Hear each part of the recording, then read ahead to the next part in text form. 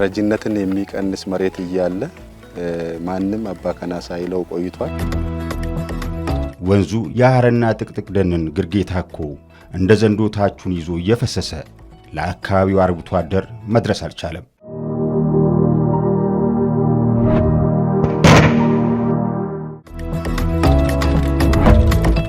ያን የሰርቬይንግ ዳታ ለመልቀም ራሱ ብዙ ቻሌንጅ የነበረበት ነው። ያሮኒ ቆረተሙት ገና ልጅ ሆኜ ሲታቀድ አስታውሳለሁ። ያኔም ቢሆን እውን ይሆናል ብሎ የሚያምን ሰው አልነበረም። ምንድነው የምትሰሩት? ውሃ አውጥተን እርሻ ቦታ ልናደርስ ነው ስንል ጂኒ ካልሆነ ሰው አይሰራውም ብሎ እኛንም ተስፋ አስቆርጠውን ነበር።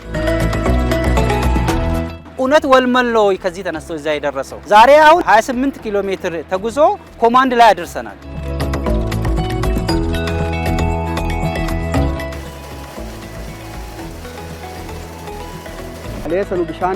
ትናንት የምንጠጣው ውሃ እንኳን አልነበረንም።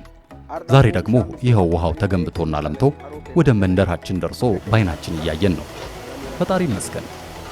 ሁሉ ነገር የሚያጸዳው ምንድነው? ውሃ ነው። ውሃን የሚያህል ነገር ደግሞ ጸርቶ ታጥቦ መግባት ራሱ ያን የሚያህል እርካታ የለም። አብዲን ይያካን ተስፋዬ ይህ ነው።